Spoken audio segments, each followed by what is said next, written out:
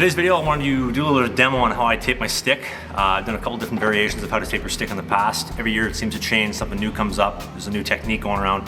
It doesn't really change much from year to year, but today's video I want to touch on exactly that. So here I got 4 sticks that I currently got. I have the brand new Bauer Ultrasonic Vapor 2X Pro. This is a 1S Pro Return Mike McKenna, skinned as an NXG, and an old school 1/100 Supreme stick. All those, they have old tape, they have old grips, all that kind of stuff on. We'll be taking all that off. And then over here, I got some new stuff, so obviously a little bit of fresh tape, fresh wax, always sex wax. This stuff smells great. And then a little bit of Gorilla Glue, mention that and I'll explain that in a second. And then a couple butt ends grips as well. So the tape job that I usually go with, I like to do just like a half blade kind of tape job. I find it gives enough momentum on the puck when I'm shooting. When I'm starting from the heel, or sorry, from the toe, and I'm working it back to the heel, it has some momentum, gives me a little bit of extra mustard when I'm firing off passes and whatnot. And I find too, for deflecting pucks, they kind of glide up when I'm making saves on the heel area of the stick, and then it gives me a little bit more control with the toe because there's tape there. So I'm going to take off all of the tape on the sticks, and then we'll come back and I'll show you how I tape them up. So for the tape job, I like to usually go toe to heel. I just find that's just what works better for me. I like to get a little bit more flush tape on the toe. A lot of guys like to go actually heel to toe, but if you're a heel to toer, you're probably not a personal friend of mine. I think toe to heel or get out. So start off with the toe here.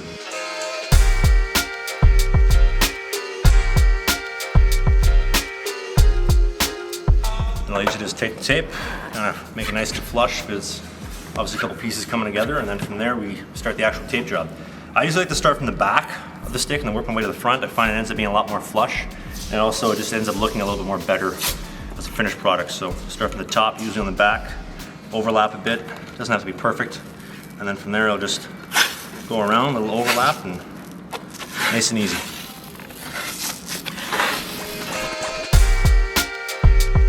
So I'll be dead honest with you, I'm not one of those guys where it has to be perfect every single time. I know a lot of guys, if the tape job isn't exactly perfect, feels the same, looks the same every time, they'll just take it off and start over. I'm not super picky. Actually, to be honest, I'm kind of borderline lazy, but I'll just kind of go over with the tape and smooth it out. And then from there, hopefully, when pucks are hitting it, making stick saves, or if I'm puck handling, the pucks don't rip the tape and the tape comes off. Because I'll be honest, I tape my stick usually every 6 months, give or take, and I just do it because I don't like doing it. I'm kind of lazy, but that's basically the finished product as far as the toe goes. I'll tape up the rest of the sticks and then we'll revisit this. So basically conclude the tape job portion.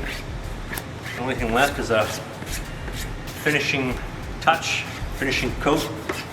I'm not a big wax guy. I don't wax my stick after every skate. But what I will do, I'll wax her down once, and once only. And that lasts for me, that lasts the duration of the tape job from the stick. Travis, why don't you put any wax on the bottom of your blade? Never thought of that, to be honest with you.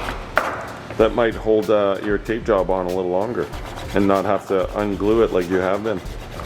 Call camera guy. God, you're a smart camera guy. Haven't played hockey for a while. If you look around the paddle area of the stick, so that's the tape job part. As far as the next 2 pieces, it's called a block knuckle guard. It's basically any pucks riding up the shaft of the stick, or sorry, the paddle of the stick, they're not going to come break my finger. Especially nowadays, a lot of pucks riding up the paddle and a blocker. It's just big lifesaver. If you're interested in the block, got a promo code in the description. Save you a couple bucks off. And for 30 bucks, I think you're making a mistake if you're not picking one up. And I use it on all my sticks, so they come in white and black. If you're interested in one, again, there's a link in the description to pick that up. Moving on to the shaft of the stick. I got a couple different variations, as I mentioned, the butt ends grips. What I'm going for here is this style, the Franken grip, where I basically had together the Sentry knob, so the goalie specific knob, and the player texture. I'm not gonna use this grip specifically, but that's basically what I'm going for. These I've had on for a couple months. I already took the knob off of this one. 4 fresh shafts, all gonna have fresh grips put on in a second. This is the Sentry grip, brand new, fresh. I'm going to make small incision, very simple. I'm gonna bring your camera guy, I'll show you. So right where this little drip line around the edges goes is where I'm gonna make that cut. So basically I'm gonna just kind of fold it over a bit, pull it out, and just like that, make my incision. Try to go as close to the knob as I can, and then just like that. And then I'm gonna combo that with the butt end stretch grip. So again, first one was the Sentry, this is the stretch grip. I like it because when I'm puck handling, I get the knob from the big goalie grip, and then I get the control right here on the pinky side of things. So my pinky goes up there, the rest of my fingers get the nice textured grip. That's one of the best things about butt ends, is the actual texture on the grip itself. So they come with this nice adhesive spray. I call it lube, for those at home taking count. And you just spray on the grip, put it on the stick, and you're good to go. I'll show you how I do that.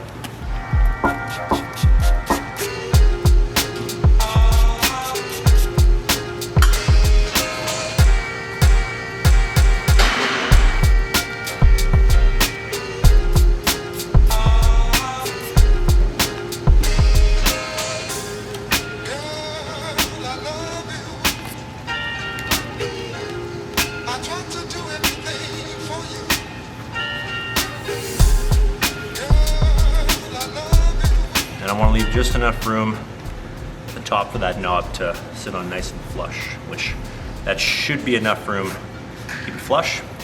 Same thing. So there we go. Knob is on. One trick that I find helps a lot, obviously because it's just a small little piece here in the end, there's nothing really holding it down. A little bit of Gorilla Glue. Just got just some generic Lepage stuff from Home Depot. I think it was $3, $4 for this little 5-pack or 4-pack. So this is the finished product, final stick, ultrasonic stick with the grip set combo. So again, Gorilla Glue on the top just to make sure that the knob sticks there, trying to get it in the crevices. Trying to also make sure that the grip, I guess the fusion point is going to stick down as well. And then for little extra measures, I'll put just like a little touch on the bottom of the grip here just to make sure that sticks as well. A little toe to heel job about half the blade I find works great. Having that block knuckle guard on the paddle, again, great for just, I don't want to break my fingers, I don't want to have injuries, I don't want to lose playing time. Although it's $30, may seem like a little bit of investment. Highly recommend that. Link in the description, promo code as well to save you a couple bucks. And the butt end grips on the top, I wouldn't be playing without it. I found that ever since I switched to butt ends, my puck handling, my control has been second to none.